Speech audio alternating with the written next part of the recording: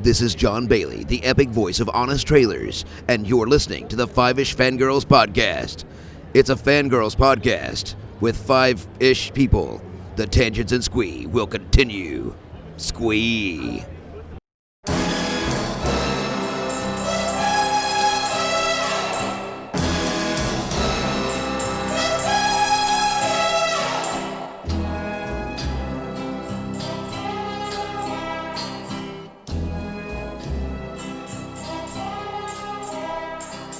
Goldfinger, he's the man with the Midas touch, a spider's touch, such. The tangents of squee continue all the way to episode 299 of the Five-ish Fangirls podcast. I suddenly remembered my Charlemagne. Let my armies be the rocks and the trees and the birds in the sky. Welcome everyone to this week's episode of the Five-ish Fangirls podcast. So glad you could join us. Let's start off like I do at the virtual table and see who's joined us this week. This is Brittany in Bethlehem. This is Chrissy in Salt Lake City. This is Holly from Wisconsin. And this is Rachel in Indianapolis, Indiana. Hello everyone. Hi everybody. Hopefully everyone had a safe and happy Halloween and you've not had too much candy. Obviously I've not had enough. And are adjusting to the time change. Some of us are still getting back into the swing of things. Oh yes. I put Alex on the bus today, and we were just kind of like, and I told the bus driver, I'm like, it feels like it's been a long weekend, and she's like, it kind of has, hasn't it? So yes, so hopefully everyone is surviving. Yep, that's kind of our theme this year. Yeah. Yeah, pretty much. Pretty much. Whew, I'm ready to hibernate. Okay, well. I think we all are. Wait us when it's spring. I'm just going to find a cave somewhere that's got Wi-Fi and a bottomless fridge, and I'll be good. An endless supply of Big Finish audios galore. Yeah. And we be set. Yep. Oh. But wake me up for Thanksgiving and Christmas. Yeah. That is true. That is true. Although you could always just send me Thanksgiving leftovers. Heavy on the mashed potatoes, please. Any hoozles. We need to do the news. Not a whole lot of news. But we did get a new trailer for The Crown Season 4, so now we've gotten a good look at Gillian Anderson as Margaret Thatcher. And oh my goodness! Her butting heads with the Queen. Yeah. Oh my goodness, this is gonna be something.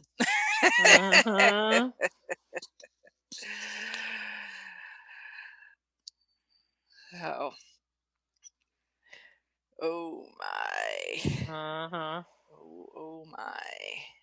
Oh. Bring it on. Oh. That should be interesting. That drops in a few weeks, now that it's November. This month. So there's that, and then some housekeeping / news, podcasts, other podcasts you may want to listen to. If you're not already subscribed to these, why aren't you? Just go and subscribe. You know, it's good times had by all.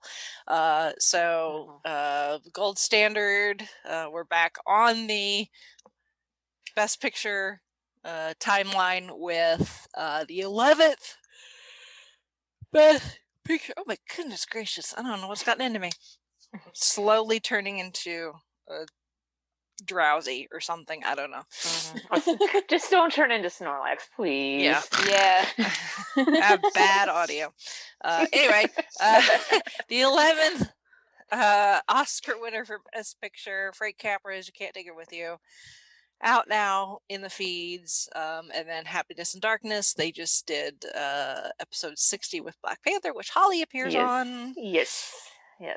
And just FYI, I will be guesting on Next Stop Everywhere this Wednesday for Dragonfire, the first appearance of Ace. So FYI, if you want to quick watch and leave feedback, please do, because there will be no email feedback for me, as I will be giving verbal feedback. Yeah. There you go. Yes. Yep. And then again, you should be subscribed to these shows, because the next episode of Gold Standard, which will be recording and be released late next week, Chrissy will be appearing. I will indeed. And I can't wait. This is this this one has been like looming, like, because it's like the first epic the one film that people know of, I guess. Yeah. And your first big kahuna. So yes. And I mean, I was doing a little bit of research, or have been doing a little bit of research beforehand, and I'm like, 1939 was kind of a big year for film anyway. It was, so, yeah. We mentioned that on the You Can't Take It With You when we're talking about, is this the gold standard? And it's like, well, there really wasn't a whole lot released in 38. It's like they were starving us because they knew 39 was going to be a big year. Yeah, seriously.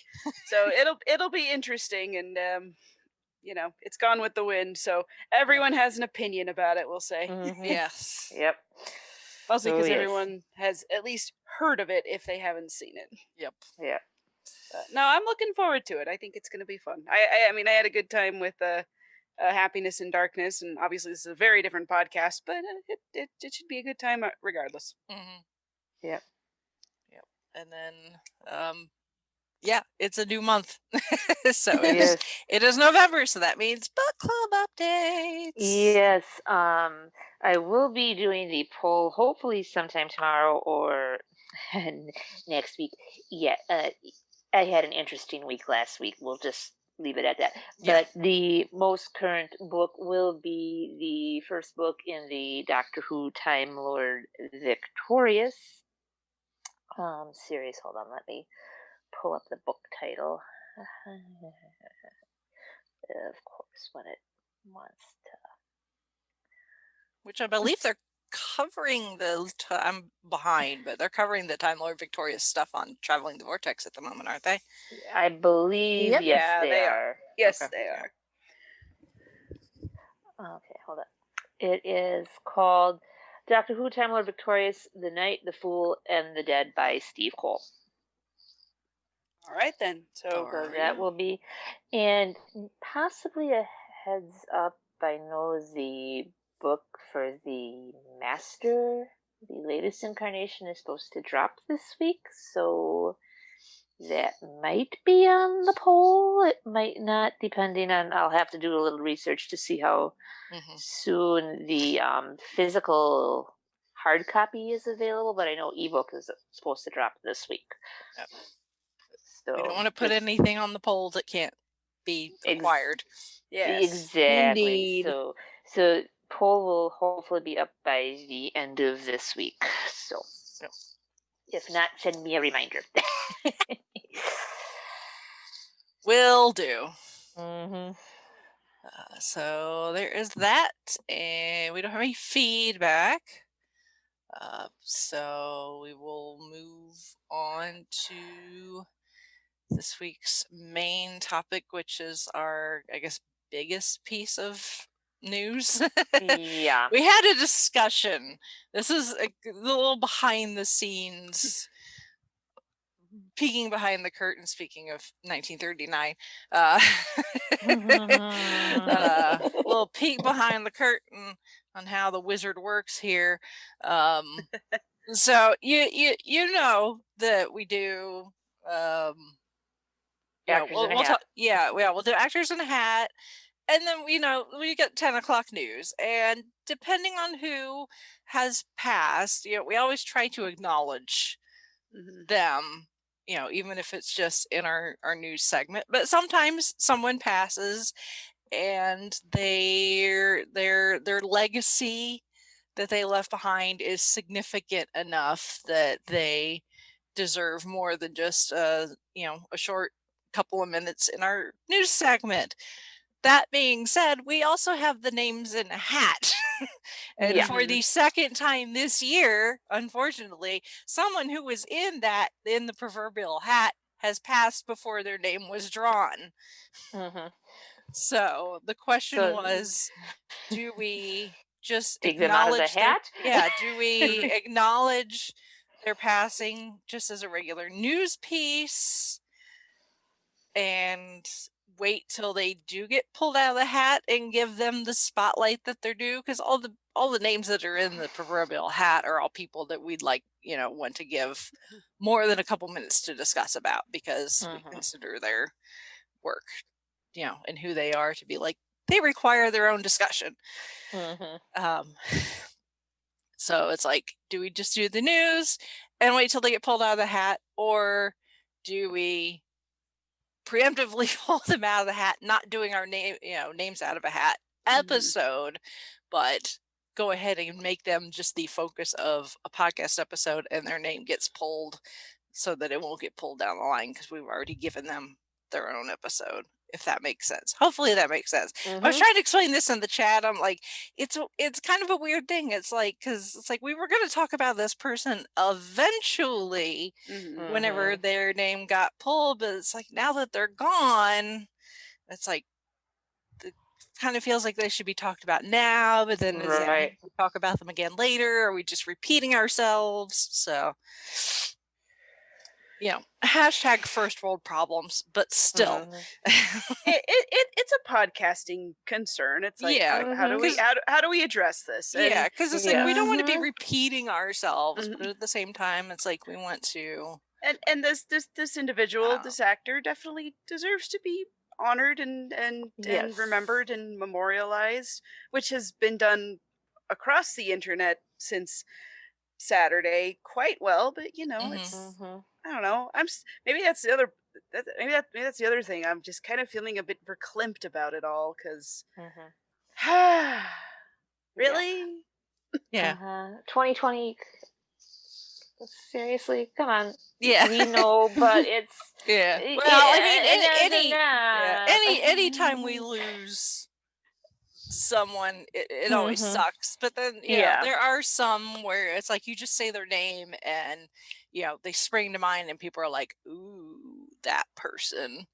And I don't think that anyone would argue otherwise that when you say the name Sean Connery, that something very specific probably comes to mind, and my guess is a majority of the population is probably James Bond. 200 livres à la banque. Banque. Suivi. Banco suivi.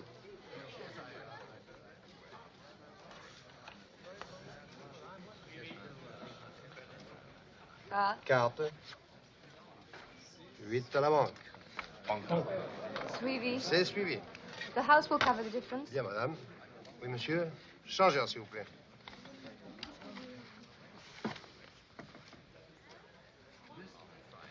Carte. 9 à la banque. I need another 1,000. I admire your courage, Miss... Trench. Sylvia Trench. I admire your luck, Mr... Bond. James Bond. Mr. Bond, I suppose you wouldn't care to, raise the limit? I have no objections. C'est pas possible, madame. C'est illégal, monsieur. No. C'est suivi, monsieur.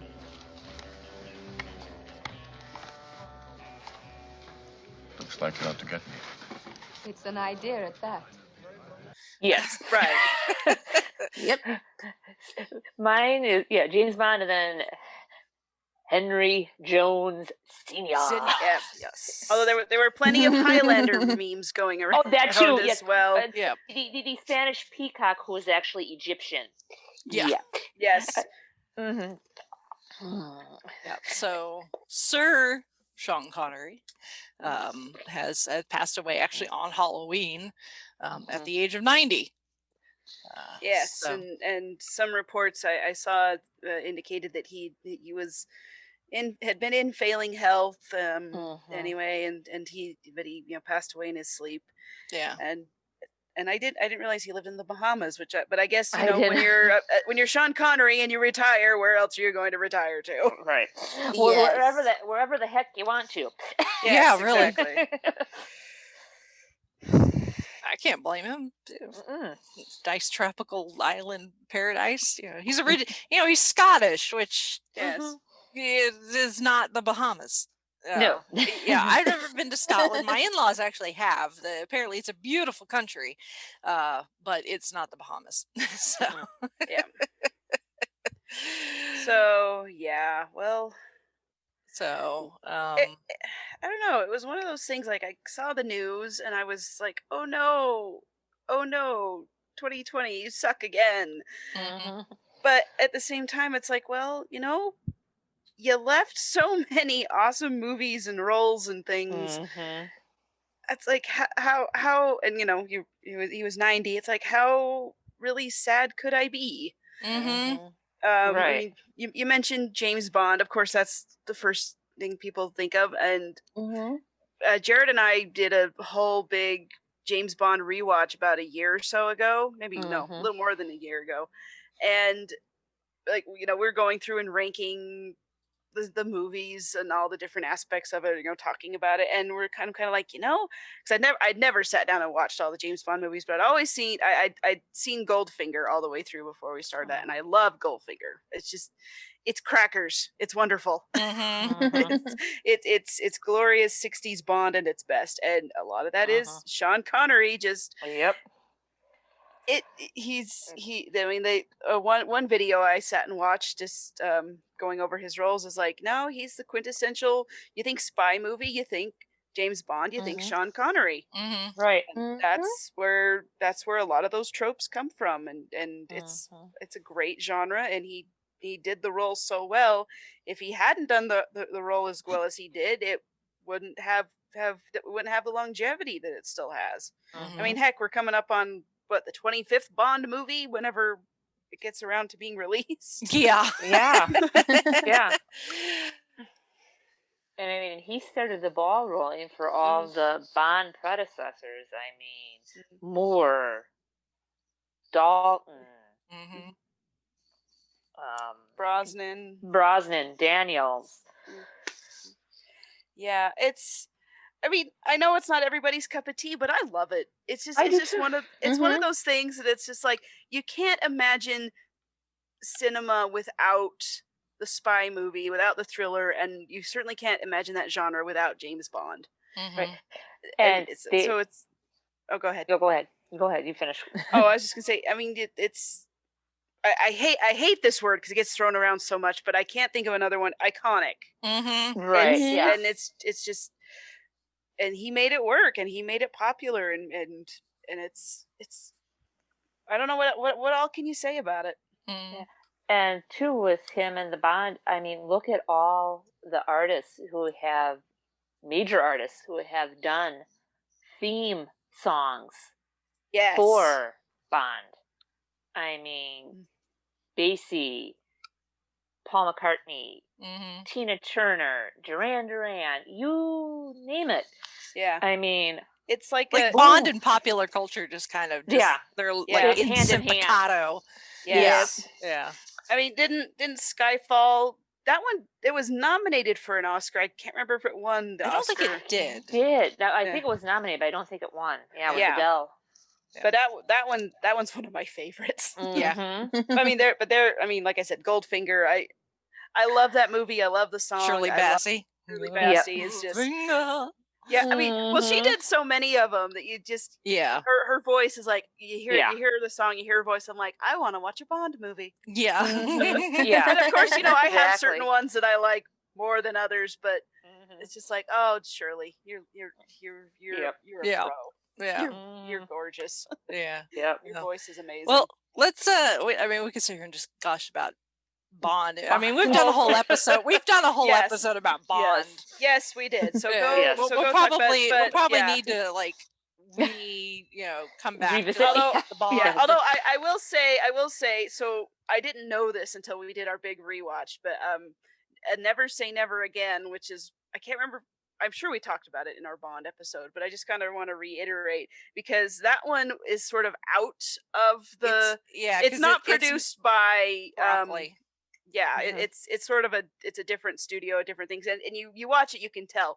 But even though I mean, it's Sean Connery reprising the role after being away from it for so long, and he's still like, after all that time, like, he's still got it. Like, you can't, it does. I mean, yeah, he looks a little older, but as far as the acting and the presence, it's still like he just kind of kept that all through his life.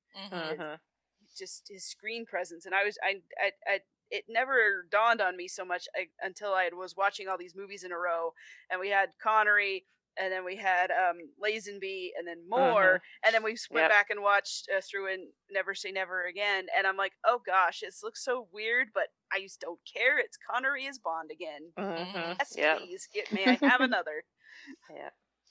So, but let's anyway back up just a little to pre-Bond Connery. A certain Disney movie springs to mind. Well, even before that, let's go back to the beginning. Okay. All the way to the very beginning. So, Thomas Sean Connery. His first name is actually Thomas. Sean is his middle name. He was named after his grandfather, was born in Fountainbridge, which is in Edinburgh, Scotland, 25th of August, 1930. And his mother, Euphema, also known as Effie, she was a cleaning woman. And his father, Joseph, was a factory worker and a lorry driver. Those are trucks for the non-UK speaking folks. A lorry is a truck.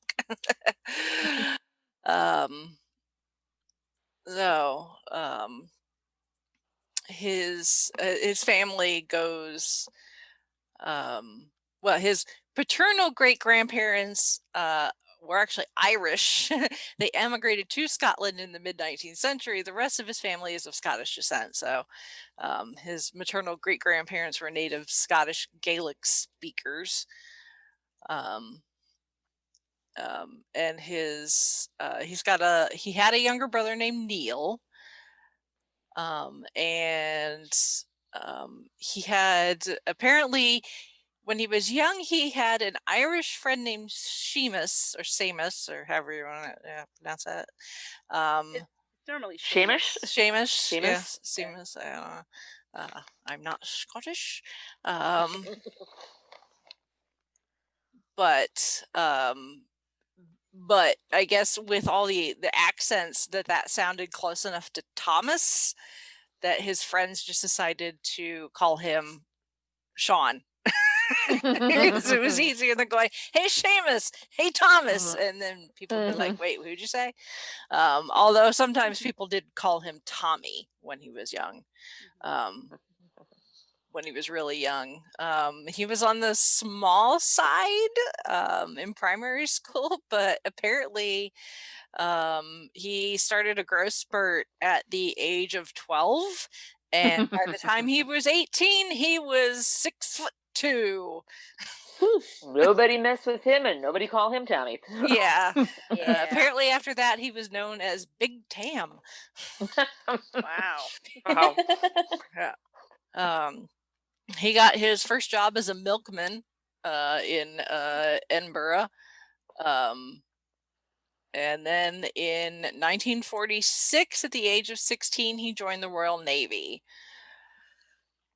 And it was at one point when he was serving in the Royal Navy is when he got 2 tattoos. He's got one that reads Mum and Dad, and the other says Scotland Forever. Aww. That knowing the Scottish. Yes. We love them. Yeah. Yes. He trained at the Naval Gunnery School in an anti-aircraft crew. He was later assigned as a seaman on the HMS Formidable, but he was discharged at the age of 19 on medical grounds because of an ulcer. Apparently that is genetic, and most of the men in his family have suffered from. Ouch. Those aren't fun. So he returned to the co-op that he had been a milkman and worked all just sorts of random jobs, including a lorry driver, a lifeguard at the Portobello swimming baths, a artist model for the Edinburgh College of Art, and at the suggestion of a gentleman that he knew, a coffin polisher. Interesting.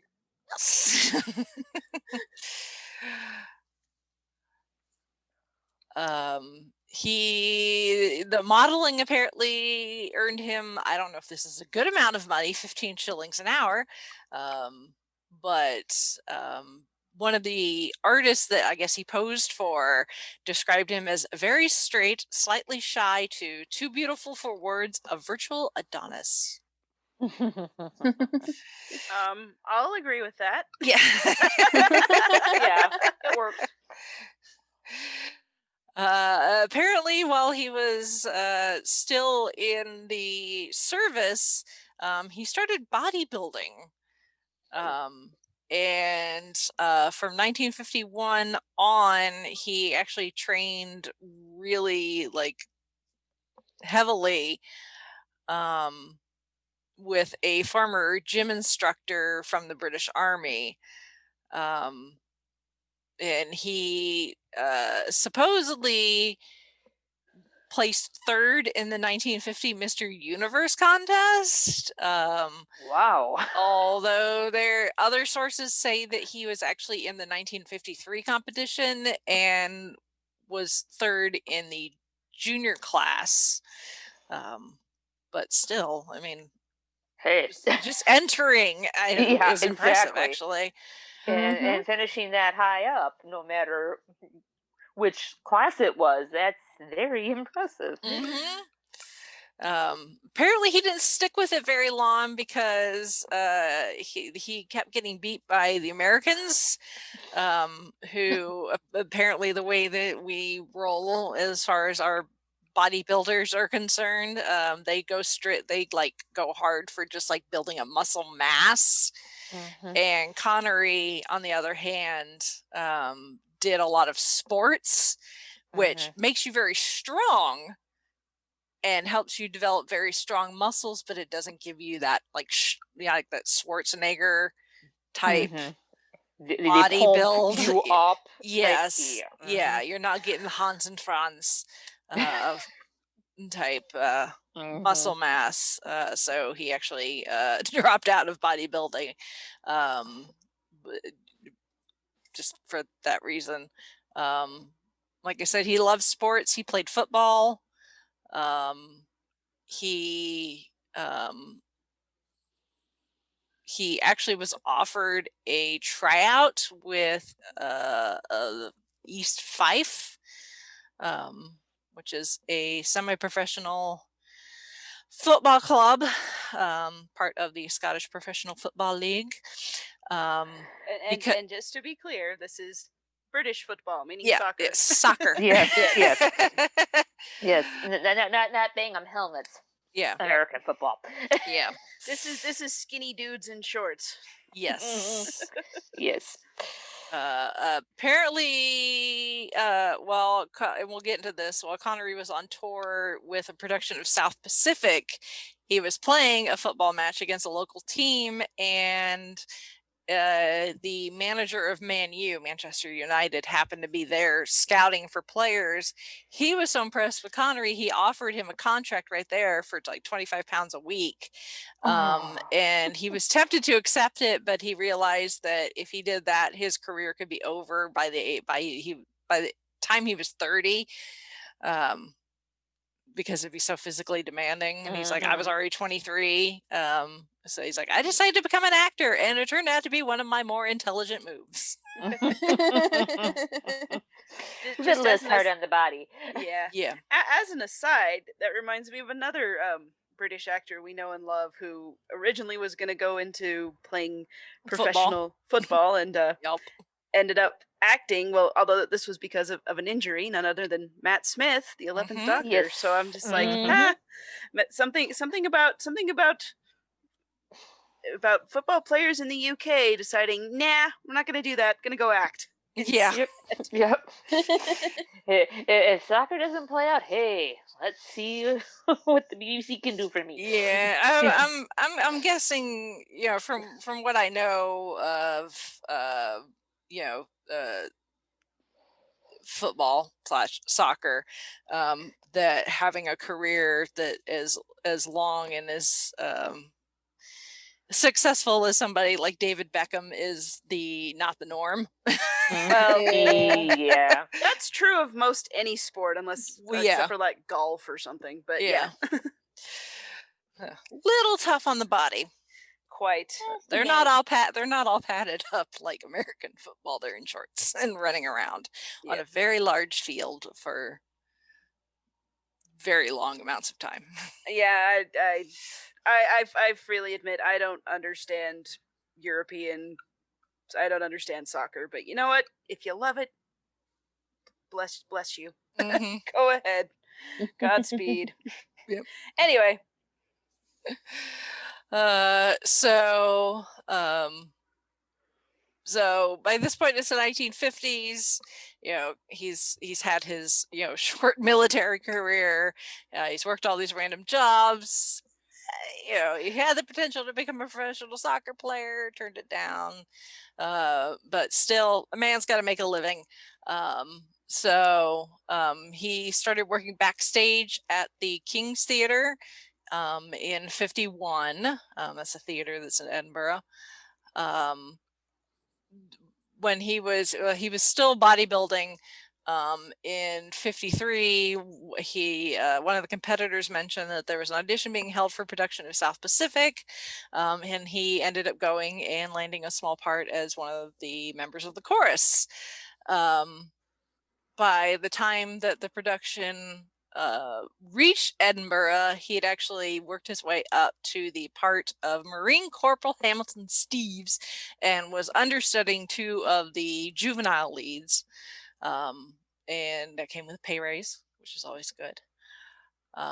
Their production ended up returning a year later due to demand, and he was promoted again to the role of Lieutenant Buzz Adams, which puts him pretty high there on the bill. Apparently, while he was in Edinburgh, he was attacked by a gang. Apparently in Edinburgh, I don't know if this is still the case, but at the time there was a gang known as the Valdor Gang, considered one of the most violent in the city. He was at a billiard hall where they approached him and they tried to steal his jacket. He stopped them. And later he was ganged up on by 6 gang members on a balcony at, I don't know if this is a hotel or what, but apparently he took on all 6 of them, grabbing one by the throat and another by the biceps and cracking their heads together. And apparently that was enough for them to back off, and they were like, we're not going to mess with this dude. This dude, bad respect. So We messed with the wrong guy. Yeah, Leave him be. Yeah, I was like, well, yeah. No trouble from us, dude. Move on. See you later. Leave the coat. Yeah. Also, while he was doing this production of South Pacific at a party, that is where Connery met someone who would go on to become one of his closest friends for the rest of his life, a guy we have mentioned before, Michael Caine. Well, I guess that production was the production who moved on to Manchester over the Christmas period in 1954, and there Connery developed like a serious interest in more theater production. So he was urged to take elocution lessons, and all sorts of things. But also by then he'd actually started dipping his toe in film by getting a part as an extra in the musical Lilacs in the Spring. So at this point, he's doing theater, he's doing film. Man still got to eat. Oh yeah. So to help supplement his income, he actually got a part-time job as a babysitter for a journalist named Peter Noble and his wife Marianne, who happened to be an actress. While he was at their house, that is where he started making connections. Essentially, he met Shelley Winters, who apparently described Connery as one of the tallest and most charming and masculine Scotsmen she'd ever seen. He was living at Lou Gardner's house, who was a TV presenter, and between all of his connections he was making, he got a role in a production of Agatha Christie's Witness for the Prosecution. And from there, he got a role in Point of Departure and A Witch in Time. And the ball has started rolling, starting to pick up speed. So he got a brief part as a boxer in the TV series The Square Ring, where he was spotted by Canadian director Alvin Rakov, who gave him multiple roles in The Condemned, which was shot in Dover. In 56, he appeared in a theatrical production of Epitaph, and got a minor role in the BBC television police series Dixon of Dock Green.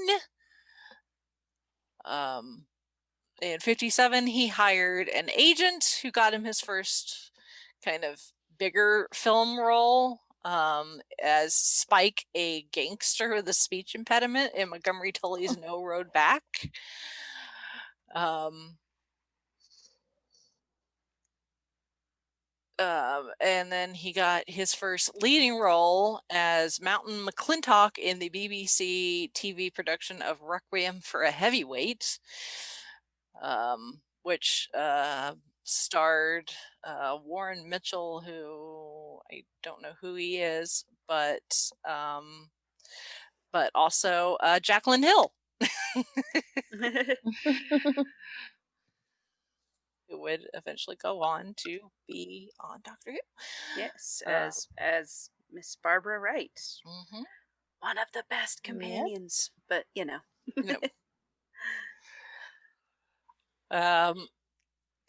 lots of minor roles in the late 50s.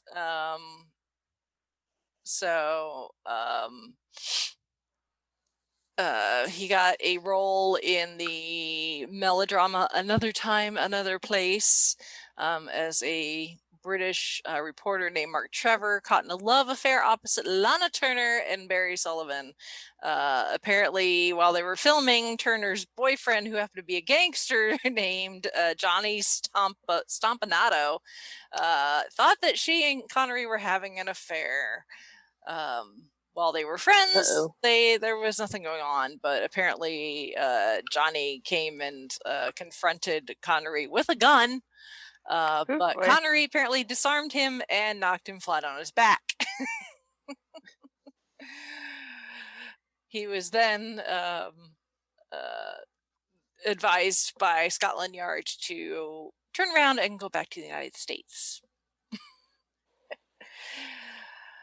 In 1959, he got a role in the Walt Disney film Darby O'Gill and the Little People, which, as we're recording this, is currently on Disney Plus, which I watched that the other night. As much as I am able to understand a lot of British and Scottish accents, apparently I need to work on my Irish. As far as being able to thank goodness for closed captioning. Because the minute that movie started and people started talking, I'm like, what in the hell are people saying? So it's a fun little movie.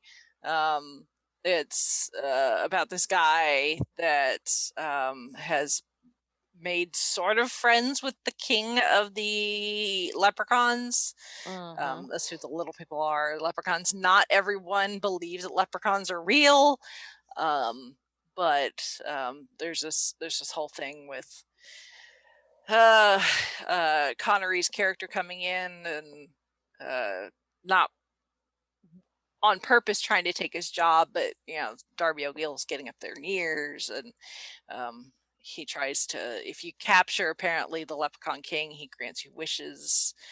So there's this whole thing with the wishes, and nobody can see the king as he is except for Darby. So it's interesting. It's something. It's a late 50s Disney live action movie. So,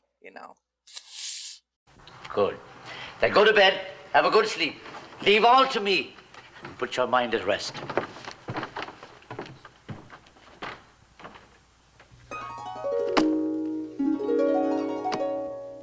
Michael. Michael. What do you want? I said I'd visit your dreams. And when I make a promise, I keep it. Well, I've seen you. Now go away. But I'd like to talk about Katie. How does she concern you? She's the one that's keeping me here. Darby won't wish any more wishes until his girl is pleased. Well, what can I do about it? Marry her, and you can all live here as happy as 3 peas in a pod. Oh, I hardly know the girl. One look at her and you'll know her. She's a nice girl, and I like her. But... Good. The next Sunday after Mass, take her up to the ruins at the top of Knocknashiga. 'Tis a fine romantic view from there. Just looking down will make any girl so dizzy, she'd fall into your arms. I don't want her to fall into my arms. Then, of course, I can't very well blame you. Might mean getting your head broken. I know if I was courting Pony Sugrew's girl, I'd be afraid, too. Is it putting a coward's name on me, you are? No. No, go to sleep now. Go to sleep. Good lad. Go to sleep.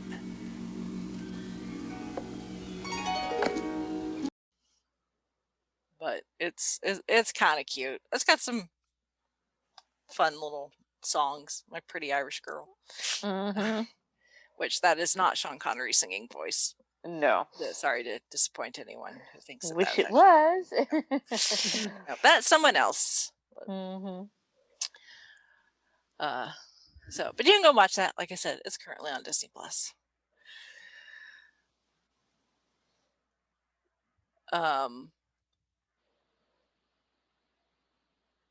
Which was accepted pretty well, I guess. But in 1962 is when Connery came flying out of the gun barrel, as it were, with the first like mainstream production, feature film adaptation of the James Bond character that at this point had been in print, with Dr. No.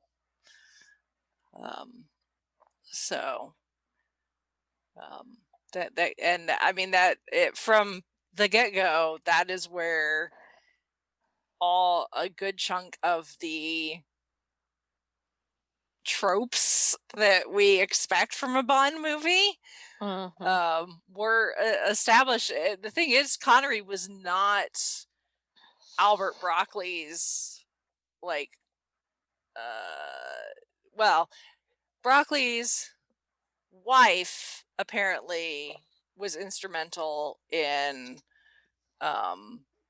getting Connery the part. Ian Fleming, who created James Bond, did not like him, saying he's not what I envisioned of James Bond's looks. He said, "I'm looking for Commander Bond and not an overgrown stuntman." But apparently Fleming's girlfriend told him that Connery had the requisite sexual charisma. And he quickly backpedaled. Yes, so we have the women of Broccoli and Fleming to thank for thank Connery you becoming Bond. Yes. Thank you. Yes. Wherever you are. Yeah. the ladies of many years later. Thank you for that. Yeah. Yes. Yeah. So he went, for the first. From there, he did 3 Bond films in a row. He did Dr. No, From Russia with Love, and then Goldfinger. And then he did a Hitchcock film, Marnie. Marnie. And which he that was opposite Tippi Hedren. And I guess Connery wanted to work with Hitchcock, so they had a mutual arrange their connection, and apparently he asked to see the script, which shocked some people, I guess, because people didn't do that, I guess, with Hitchcock. I don't know if that was specifically not a Hitchcock thing or what, but I guess he was apparently concerned that he didn't want to be any type of spy character, because of Hitchcock's other films like Notorious, which we recently reviewed on Gold Standard, and North by Northwest. Which apparently Hitchcock's agent told Connery that Cary Grant did not even ask to see one of Hitchcock's scripts, when Connery replied, "I'm not Cary Grant."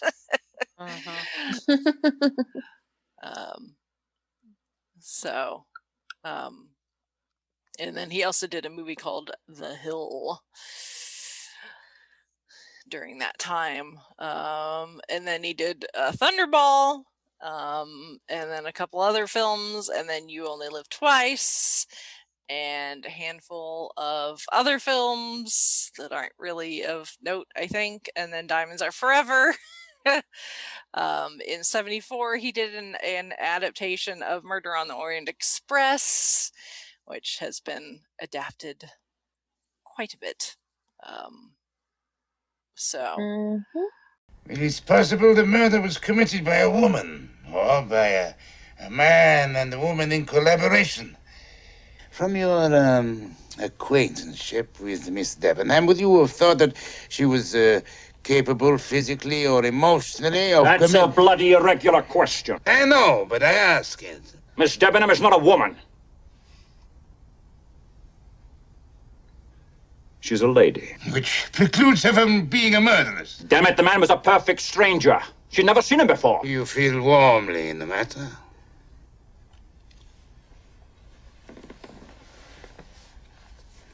I don't know what you're driving at. Then let us be practical and drive at facts. Did you know Colonel Armstrong? Not to speak to. You see, his outfit and mine wouldn't have mixed much. I'm Indian Army. He was British Army serving in India. Royal Scots. How did you know? It was in the papers when he shot himself after the kidnapping. It's a rotten show. Thought he'd been tougher than that.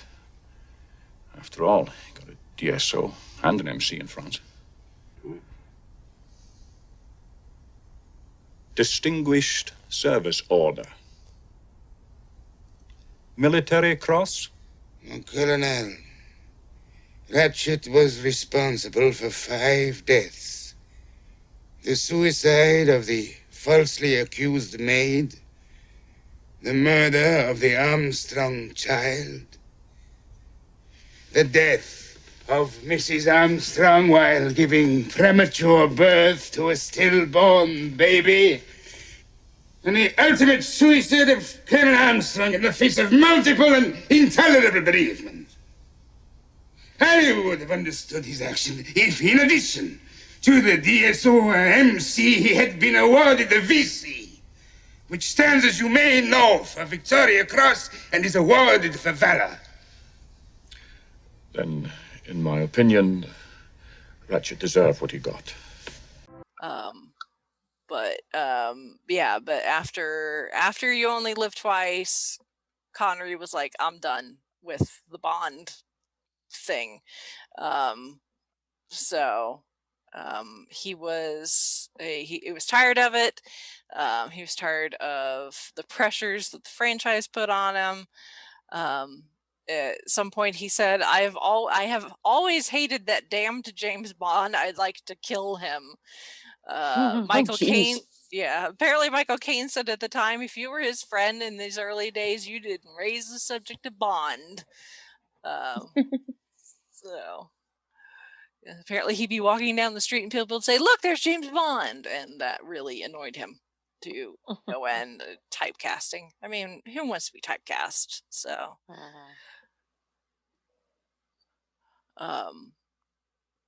So he was like, I'm moving on. Have fun finding a new Bond. Which they did in George Lazenby with On Her Majesty's Secret Service in 69. And he quickly was shown the door, and yeah, which that didn't last very long. And then here comes Connery back again for Diamonds Are Forever. Yes. And then he was like, bye again. And in 73, they're like, hey, Roger Moore, would you like to be Bond? And he's like, sure. And they did Live and Let Die, which is one of the best Bond themes of all time. Thank you very much. Yes, don't fight us on this one. Yes. Paul McCartney and Wings. Fight. Yes. Yes, because when I saw them in concert, yes, they performed it, and yes, we had the explosions. Yes. I was pyro with that one. Yep. Anyway. Yeah, that Lazenby one's kind of the black sheep of the it kind of Bond is films. It's one of my brother's favorites, though. My brother is a huge James Bond fan. He even has a James Bond tattoo. He has that iconic line that George Lazenby says actually near the beginning of the movie. It says, "This never happened to the other fella." He actually has that tattooed on his arm. So in a strange, morbid serendipity, actually the night before, so Friday night, apparently my brother spent the evening ranking all of the Bond films. Oh, wow. And then posted it Saturday morning. And then we started getting the news that Sean Connery had passed. And he was like, dagnabbit.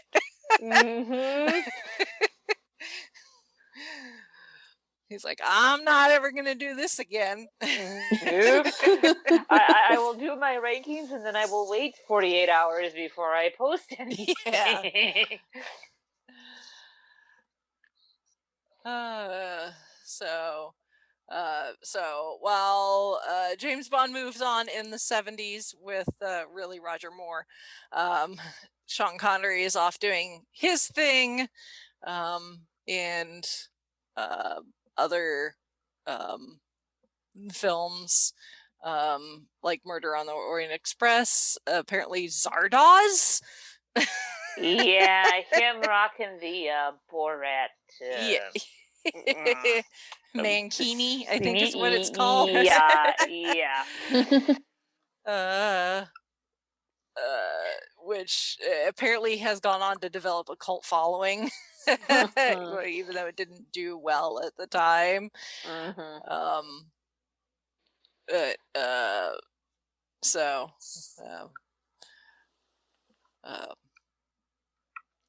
He has done, being of the Scotland, UK, and part of the world as you do, there are certain boxes that have to be checked with your resume to be a proper UK actor. So he played a version of Robin Hood in Robin and Marian in 1976, playing alongside Audrey Hepburn as Maid Marian. That sounds awesome. Yeah.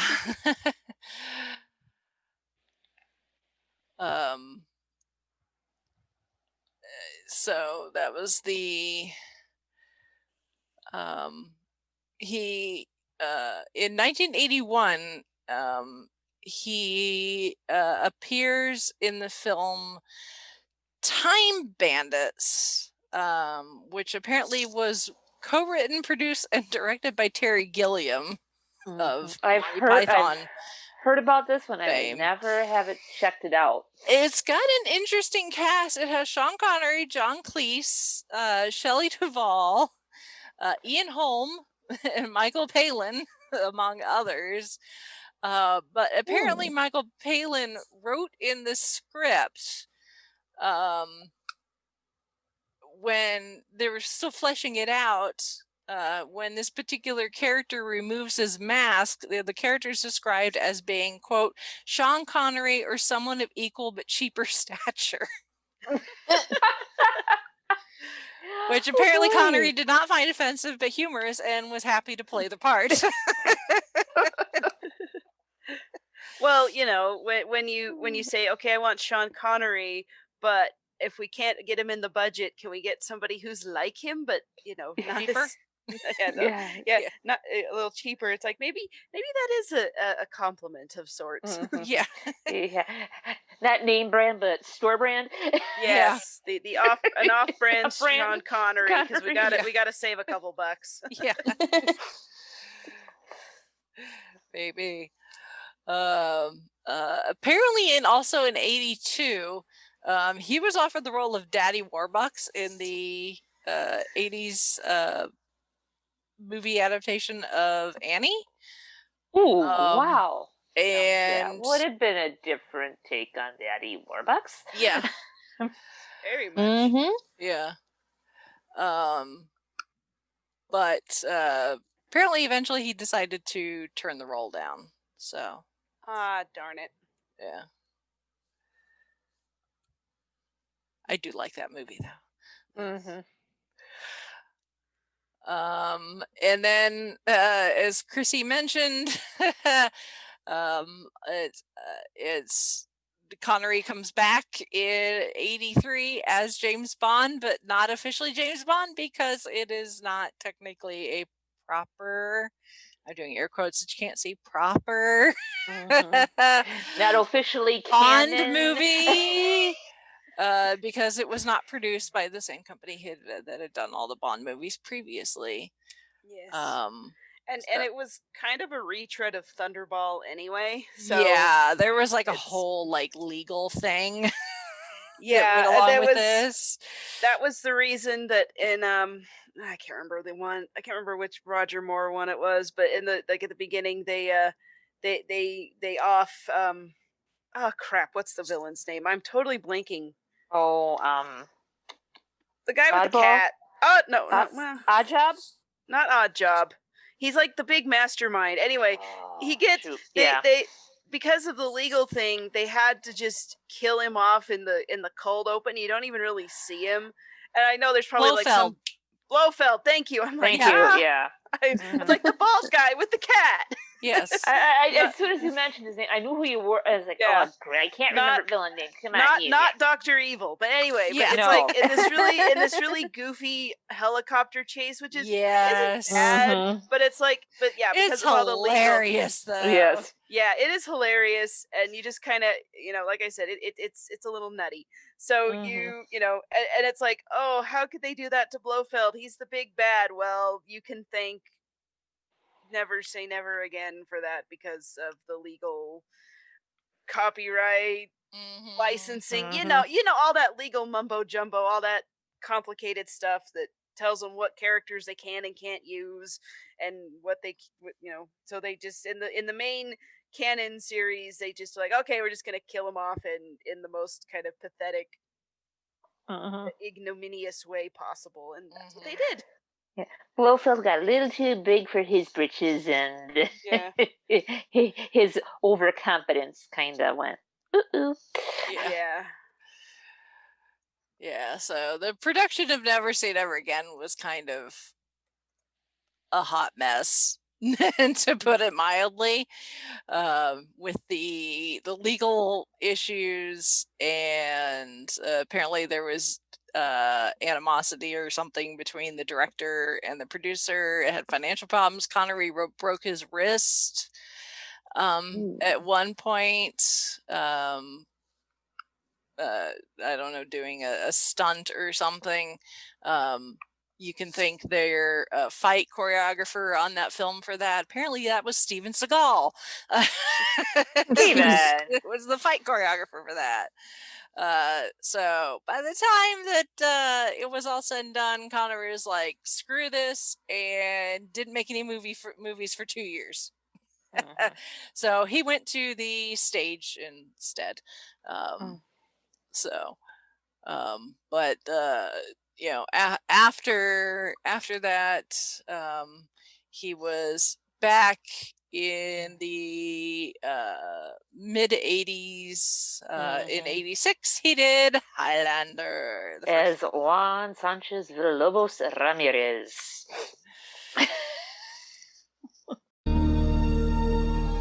Tell me, how did it happen, for God's sake? Why does the sun come up? Or are the stars just pinholes in the curtain of night? Who knows?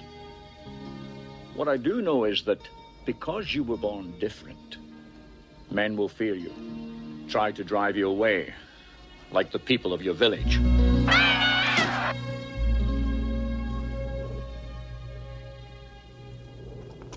The Kurgan, he is the strongest of all the immortals. He is the perfect warrior. If he wins the prize, mortal man would suffer an eternity of darkness. How do you fight such a savage? With heart, faith, steel. In the end, there can be only one.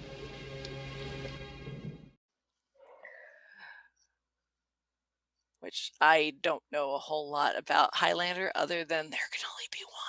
Yeah, it's an interesting story. Basically, Sean Connery's character finds Christopher Lambert and kind of becomes his mentor until Clancy Brown's character, the Kurgan, comes and settles an old score with Ramirez, and then a couple years later down the road in a timeline, Sean Connery's character of Ramirez comes back in Highlander 2. Is that the quickening?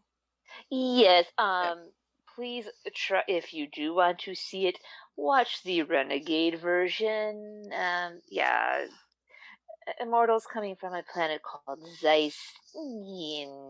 Yeah. I've seen both. You're better off with the Renegade version. If we do a whole episode related to Highlander and all the spin-offs, I will try to steer you ladies in the proper direction. In the proper direction, yes. Good to know. Good to know. Yeah, so yeah, Highlander in 86, and then Highlander 2 is in 91. In between that, he does The Untouchables. Yes. Which with Kevin Costner. Yep. Yeah, and some other people that, like, you know, Andy Garcia and Robert De Niro. Not the Goodfellas. Yeah, it was actually, that's where he won his Oscar. He won the Oscar for Best Supporting Actor. Which, I mean, I haven't seen it all the way through, which, yes, I know, you know, heresy. But the parts I have seen with him, I'm just like, he's fantastic. It's like, yes, he deserves that Oscar. Yes. The whole, that's the Chicago way. Yeah. Yes. Apologies for the poor Connery impression, but oh my gosh. Yeah. One of them uses a knife on us, you pull out a gun. They shoot us, we put them in the morgue. He's, you know, what can you say? He's great. Yeah. And then 1989, he is in Indiana Jones and the Last Crusade as Indy's father, Henry Jones Sr. Dad! Oh, Dad! Oh, Dad! What? Head for the fireplace! I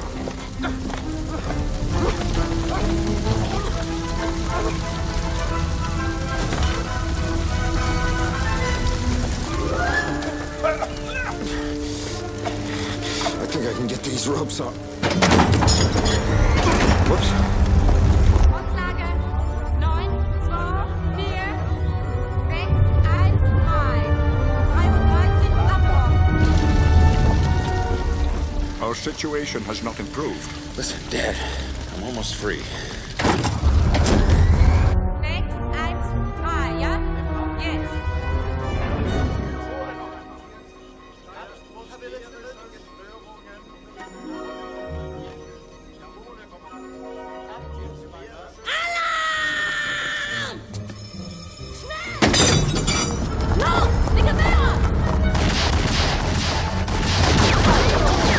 This is intolerable! Come on, Dad. Hold on, boy. Hinterher! Hinterher! Bleiben Sie hier! Lassen Sie Kiste kommen!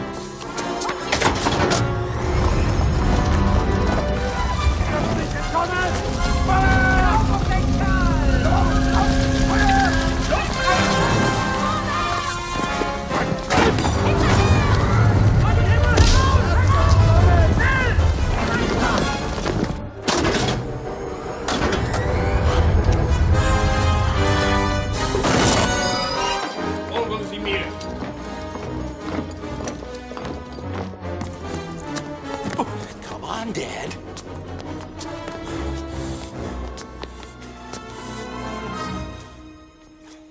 Dead end. There's got to be a secret door, a passageway. I find that if I just sit down and think.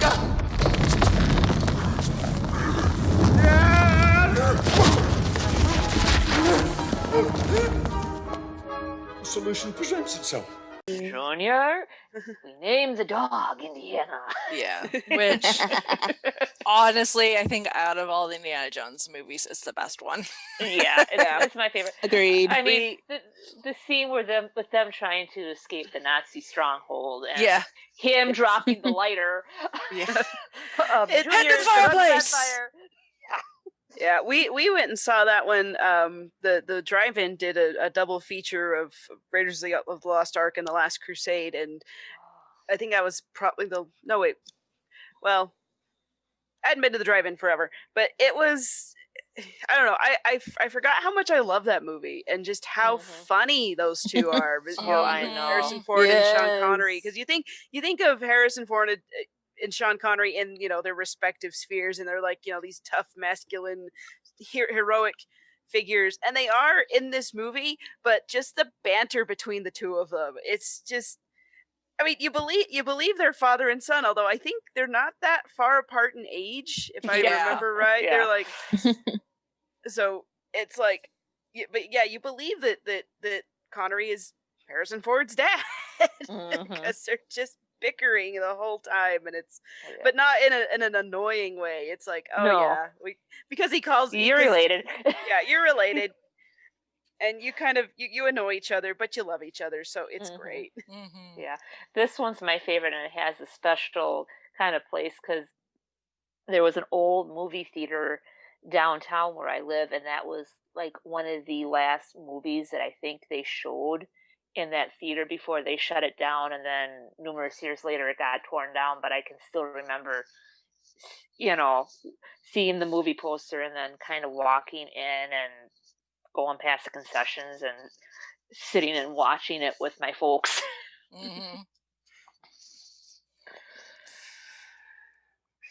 So yeah, so if you haven't sat down to watch Last Crusade in a while, go do that. It'll put a smile on your face. Yep. We named the dog Indiana.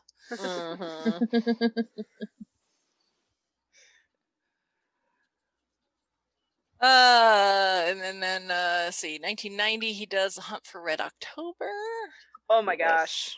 Okay, so I hadn't seen this until after I got married, and Jared was like, "Oh, you haven't seen Hunt for Red October? You need to watch this." I'm like, okay, we'll sit down and watch it. With Alec Baldwin as Jack Ryan before Harrison Ford takes over the role. Yes, funnily enough. But if you know the story is Sean Connery is like the captain of a Soviet submarine, and it's like, okay, he's supposed to be Russian, but he's speaking in that Scottish brogue. Yes. And you kind of think like, okay, that doesn't make sense, but no, it makes sense when you watch Sean Connery do it. Oh yes. And he's great, and you're like, okay, I almost want to cheer for you, even though you're kind of the bad guy, but not really. It's one of those kind of complex. I mean, not too complex you can't understand it, but kind of those plots where it's like okay, do I root for the communist or no? No, I mean, no, you don't. But it's Sean Connery, and he's playing it beautifully, and it's just like, oh, you marvelous man. You could retcon his character went undercover in the KGB over in Scotland. Yes, okay. So he had to blend in. We'll do that, yeah. Or he got brainwashed in a re-education camp or something. Yep. Or I don't know, but it's just like, Mr. Connery, I could listen to you read the phone book.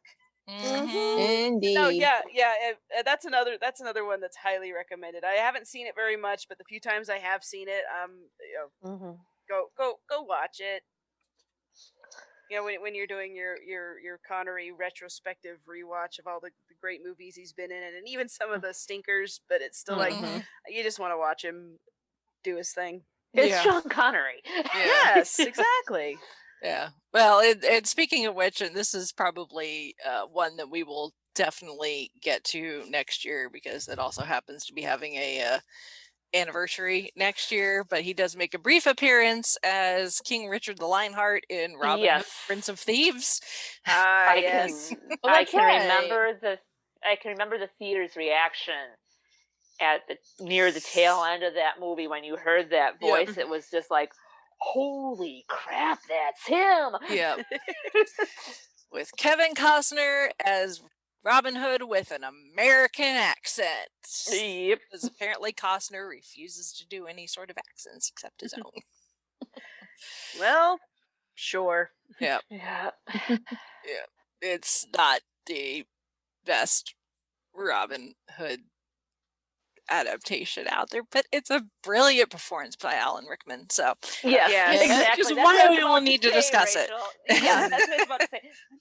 We have a really good Sheriff of Nottingham in this one. So yeah, it is on the list for next year. Yep.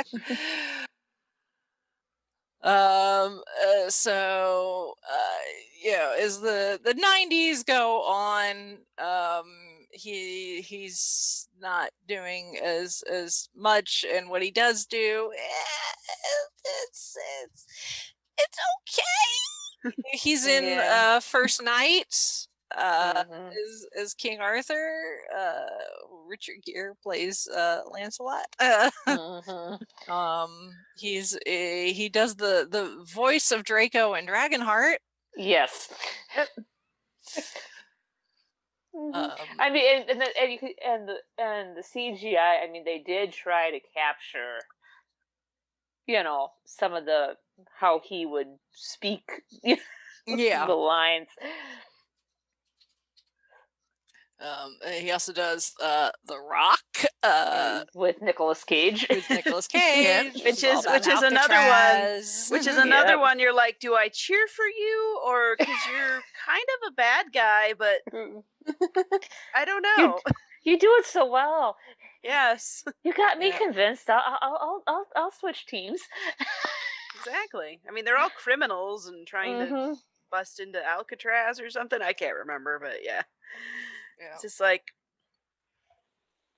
just do your thing. Just do your thing, man. Yeah. Also in the late 90s, there is the feature film adaptation of the old British TV series, The Avengers, which we discussed a little bit in a previous episode, with apparently Ray Fiennes as John Steed and Uma Thurman as Emma Peel. Which apparently did not go over very well. It's in the 90s, kind of hit and miss here. Yeah. In some places, but and then it starts trickling off there as the 90s come to an end, and then because he did do. When did he do Entrapment with Catherine Zeta-Jones? 99. 99. Okay. Yep. He did Finding Forrester in 2000, which apparently he actually he was, at least his performance was pretty well received. And then in 2003 he did The League of Extraordinary Gentlemen. Oh my goodness, this one. Yeah. Which, I don't know, first time I saw it, I did not know that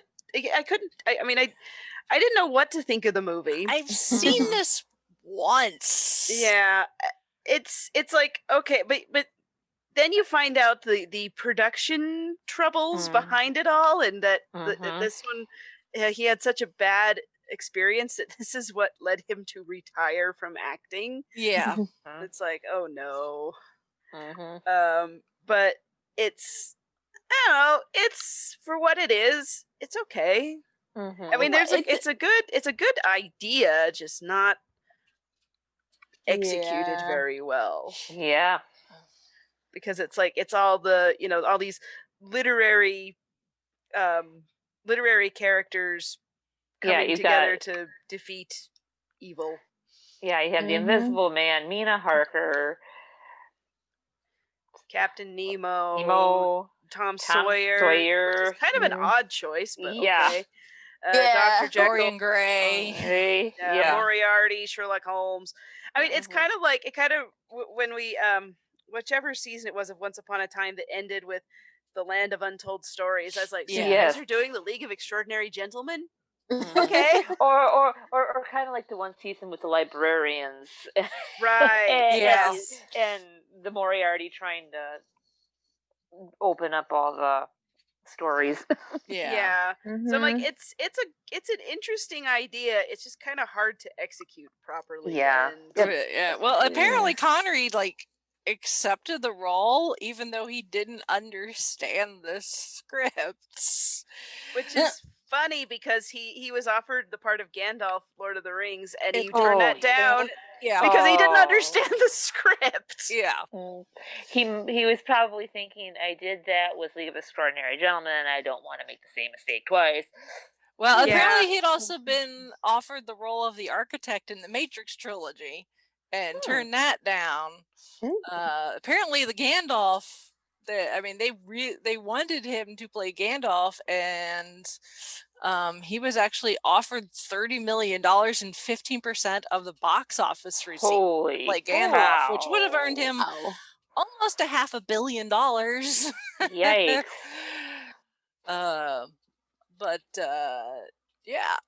Apparently he was like, no, League of Extraordinary Gentlemen, I don't get it, but hey, they offered him $17 million, which ate up most of their casting budget, which is why most of the rest of the cast are names you probably don't recognize right off the bat. Yeah. It's I don't know. It's if you I don't know what kind of mood you'd have to be in to want to watch this one, but it's there. I mean, I guess you just want to watch Sean Connery do something, but there are some much better movies that you could watch him in. So go watch one of those. Yeah. So, and after all that, he does some voice acting. But essentially he retires from acting in like 2006 officially. He got the AFI Lifetime Achievement Award, and there he confirmed his retirement. Apparently he was disillusioned with the idiots now making films in Hollywood. Oh gosh, heaven only knows what he would think, what he thought of everything now. But you know, he earned his retirement. For sure. Yeah, so he got to spend the last 14 years just kind of hanging out with his friends and loved ones. He was married to his first wife Diane from 62 to 73. Then he married his second wife, Micheline, in 75, and has been married to her ever since. He's got his son Jason, who is also an actor.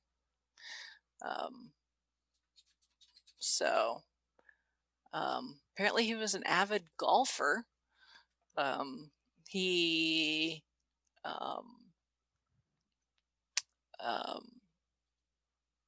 owned the Domaine de Terre Blanche in the south of France from 1979, where he planned to build his dream golf course, because it was 266 acres of land, and he ended up selling it to a German billionaire in 1999, and then they turned that into the Terre Blanche Hotel Spa Golf Resort. So apparently he also did karate. And he actually ended up relocating to the Bahamas in the 90s, where he lived in New Providence. He was knighted by the Queen in 2000. Apparently he'd been nominated for knighthood in 97 and 98, but I guess that can be vetoed. There was a Scottish politician by the name of Donald Dewar who apparently vetoed both of those nominations because of a difference in political opinion. My goodness. Yeah. So third time's a charm, I guess. So he did get knighted by the Queen in 2000. along with his home in the Bahamas. Apparently, he also has a villa on the island of Greece, and his neighbor is King Wilhelm Alexander of the Netherlands. And apparently, they share a helicopter platform.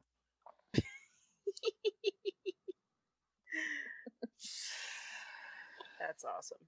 Yeah.